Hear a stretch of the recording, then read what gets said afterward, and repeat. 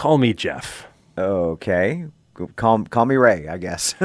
Some years ago, never mind how long precisely, having little or no money in my purse and nothing particular to interest me on shore, I heard tales of men who ventured north to see the woodsy part of central Maine. And what were they doing looking in the woodsy part of central Maine?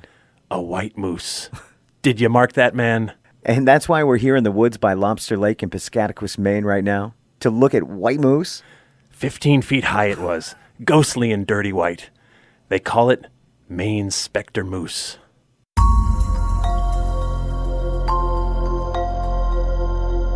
Call me Jeff Belanger. And call me Ray Auger. Welcome to episode 64 of, that's my number, by the way, my football number.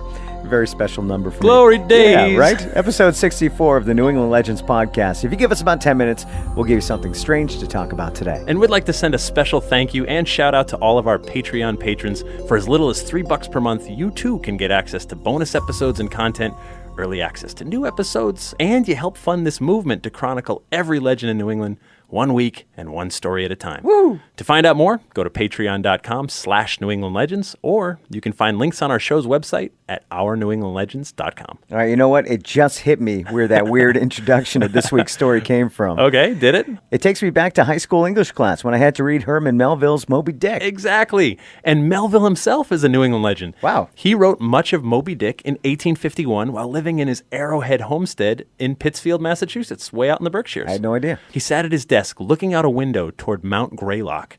And in the winter, the top of that mountain would get covered with snow, and when the wind blew the frosty trees of the mountain, they'd sway below. And he thought, that looks like the back of a white whale on a frothy ocean. So the true inspiration for the white whale in Moby Dick happened in the Berkshires, over 100 miles from the closest ocean. It did. And I had the chance to sit at Melville's very desk at Arrowhead House a few years ago, and I remember thinking, hey, I write books too.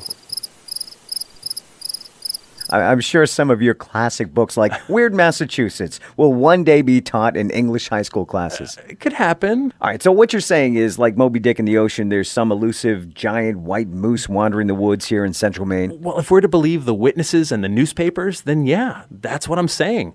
But it's worth noting we're not talking about some large albino moose. I think we may be talking about a ghost. Let's set this up.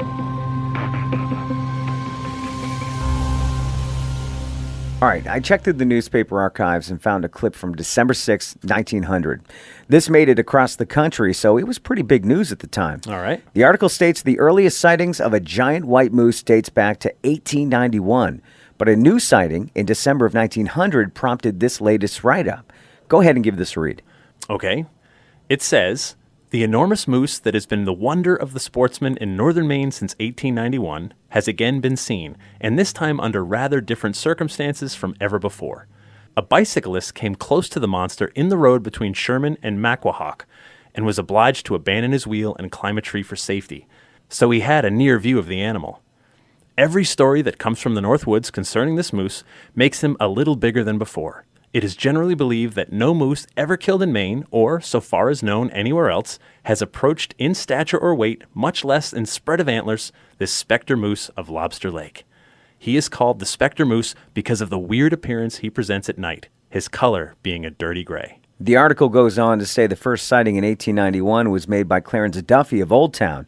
He was a Lobster Lake guide. At first, he was laughed at when he told stories about a giant white moose. Sure he was. Right, but then there were other sightings. John Ross, a Bangor lumberman, was at the lake a few months later, and he also spotted the moose.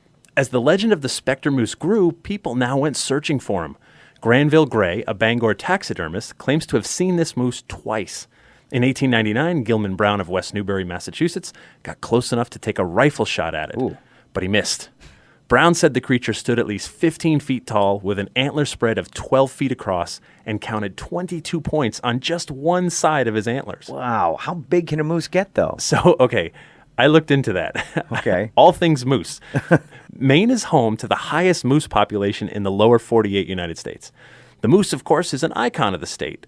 And according to Maine's Department of Inland Fisheries and Wildlife, the largest bull ever shot in Maine weighed about 1,767 pounds with a length of 9 feet and a height of about 6 feet if you measure at the shoulders. Okay, so a moose 15 feet tall would almost double the largest known moose. Right. And while an albino moose isn't impossible, it's definitely rare.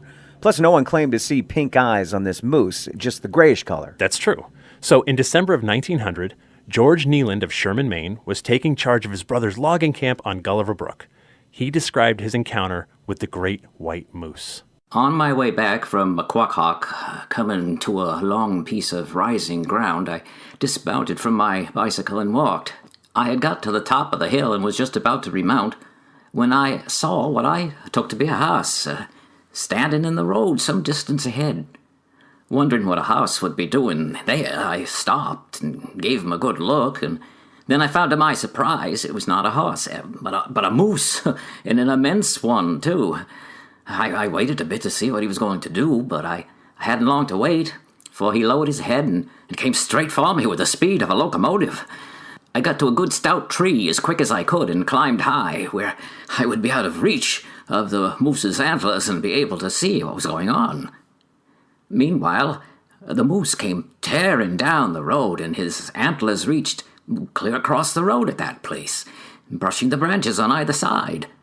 I should think they would measure 11 feet, all right enough. He made straight for the bicycle and paws either side of it. He stopped to examine the wheel, smelling of it to his satisfaction, and then raised his head, gave a tremendous snort, and raced off into the woods, breaking down the small growth of saplings as though they were rushes. The wind was blowing toward me, and that is probably the reason he did not discover me. I waited 10 minutes in the tree, and then finding that he had really gone, I slid down and mounted my wheel, and the way I streaked it for home was caution. George Nealand, Sherman, Maine. The article concludes by stating, any hunter who can bring this beast down will be destined for fame and a sizable purse of money. Which only makes the legend grow, and then turn stranger. All right, stranger how? As you can imagine, the ego takes over. Yeah. And some hunters in the area believe they'll be the one to bring down this creature. I mean, how can a 15-foot tall white moose hide out very long in the dark woods of Maine, right? That's a good point. So now hunters are searching. Some claim they see the white moose, but then it mysteriously disappears. Of course, that could be the only explanation for why some self-described expert hunters can't track this moose or bring it down. I know. I mean, given the animal's size, it would be like not being able to shoot the broadside of a barn. So it sounds better to say this thing must be a ghost. Otherwise, I would have bagged it by now, right? Yeah. Given you're now our resident moose expert, Jeff. I am. How long can a moose live? Tell me that. I'm a mooseologist, I believe now. So I have learned a lot about them, in all fairness. Yeah. The average lifespan is 15 to 25 years in the wild. All right, so if the earliest sighting is 1891, we can assume the moose was a few years old, at least to be full grown with a full rack on his head. Right. It's now past 1900, so maybe estimate this specific animal might be approaching around 15 years at this point? Sure, that's close enough. And we're still within the average lifespan. But then there are more sightings in 1917. All right, so now we have to assume we're in the 25-year plus range, Right. assuming the animal was at least a couple years old in 1891, but still not impossible. No, not impossible, but there's more sightings in 1932. Oh. And again in 1938, this time in the Chesuncook region near the West Branch of the Penobscot River. All right, so now we're pushing 50 years. Right. Do you think it's possible we're talking about maybe several giant white moose? Like a family of them, and these could be sightings of their children, maybe? Maybe, but the reports start turning a little more paranormal. Okay. Some hunters claim they got off a clean shot, yet the animal vanishes with no sign of blood or a wound or anything. Then there were more sightings, including one scout who witnessed a herd of moose with one that stood out almost twice as large as the other bulls. It was pale white with an enormous rack of antlers on its head. By the late 1930s, the sightings fade into history and then into legend, which begs the big question. Was this some elusive and rare version of the moose, or was it something stranger? Maybe even a ghost, some spirit of the forest, a relic of ancient Native American lore. Those questions are what bring us up here to Lobster Lake today to sniff around.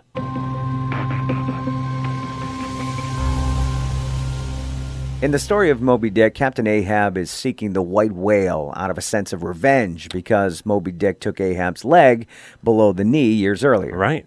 But why do you suppose the specter moose of Lobster Lake becomes an obsession of Mainers? Revenge is a powerful motivator, sure, but so too is glory.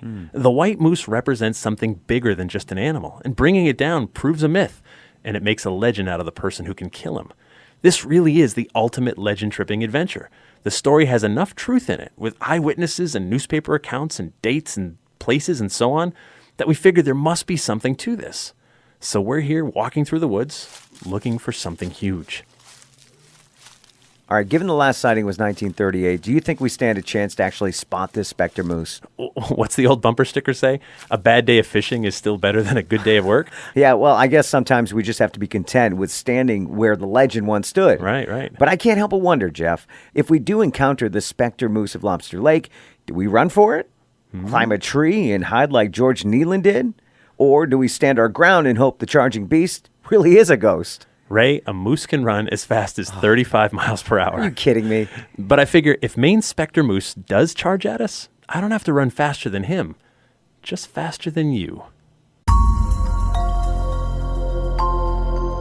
Hey, wait a minute. I get trampled and you get away? Well, someone would have to tell your story, Ray. Nice. You know what? I don't think I'll ever stop wondering whether this animal is real or not, or some hell of a story that grew into epic proportions. One of the things I love about sharing legends like this is you never know what it will spark. Who might hear it and remember hearing stories from grandparents or great-grandparents about events like the white moose. Now, if you had a sighting of the white moose, tell us about it, or some other story that you want to share. Call or text our legend line anytime at 617-444-9683. And if you don't already subscribe to the New England Legends podcast, do it. It's free.